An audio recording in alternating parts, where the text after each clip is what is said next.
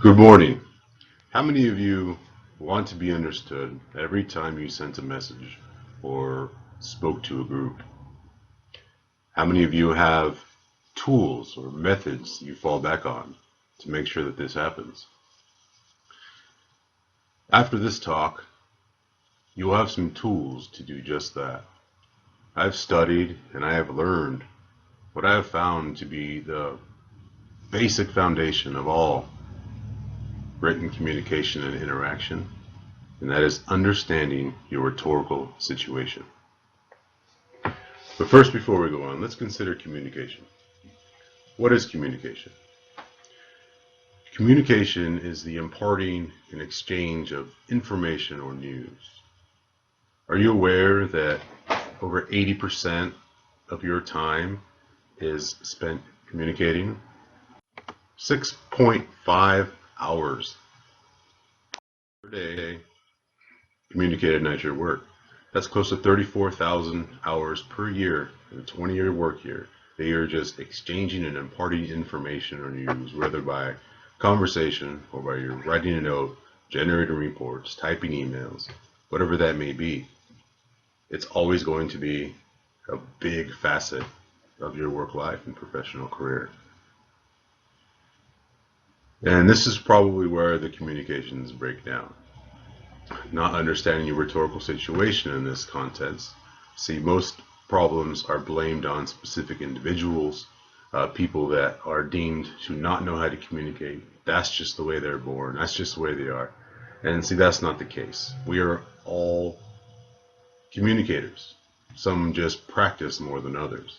Communication, written or verbal, is a learned skill. It can be practiced, and we can become better, so long as we're aware of what's going on around us or a rhetorical situation. So what is this rhetorical situation that I talk about, you ask? Well, let me explain. You need to know what you're doing there in the first place, or your purpose. Writing the message, talking. Why are you doing that? And who are you talking to? Are you talking to your boss? Are you talking to customers, which is your audience? And then the context of the situation. What's going on around the situation? Is it a meeting where everyone's stressed out? Or is it a town hall gathering where everyone is very happy to be there? Are you writing to inform good news or bad news? The context of the situation, your audience, and your purpose will determine the language you use if you are aware of what's happening. So now that we know this information, what do we do with it? Well, I thought that we could probably start with our genre of communication that we use in the workplace. So why don't we start with reports? Reports are the one-sided communication of delivering information of something to another person so they can be updated. You have something to share, you want to analyze something or make a good recommendation on a product. It's always good to have your rhetorical situation in your mind. Let's take the model we have here on screen. What's the purpose of the report? Are you trying to describe your current progress in your activity at work? Are you trying to explain something to somebody, or where you're at, or what your intended actions will be? Who you're writing it to? Are you delivering a report to your boss? Are you delivering a report to a colleague? And the context of the situation, is this report foundational of everything else? Is it preliminary? Is it descriptive? Take all these things into consideration while you're writing your report, but remain objective, logical, and factual. Keep your biases out. And then when you're all done with your report, slap in an email and send it on out. Emails are good if you can have a cover letter for that report.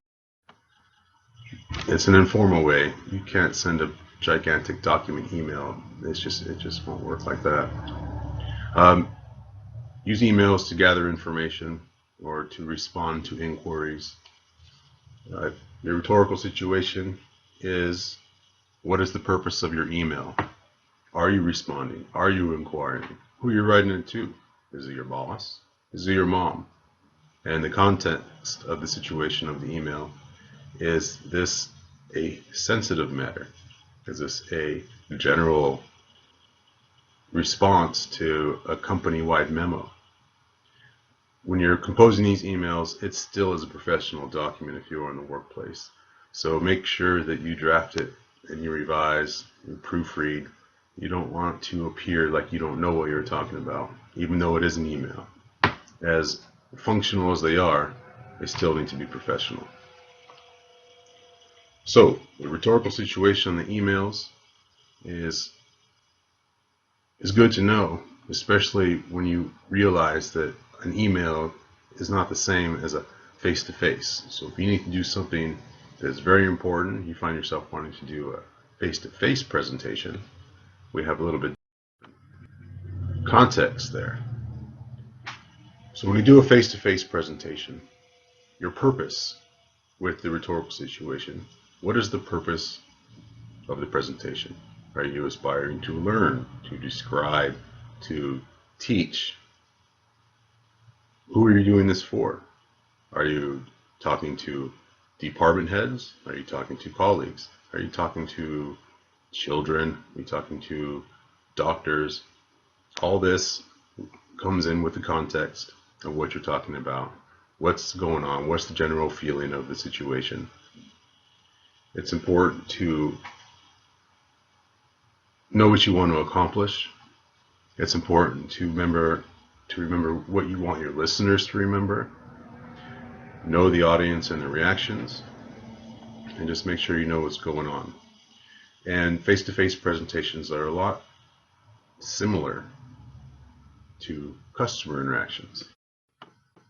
Every time you have a customer interaction, it's just like a face-to-face presentation, whether that be written or face-to-face.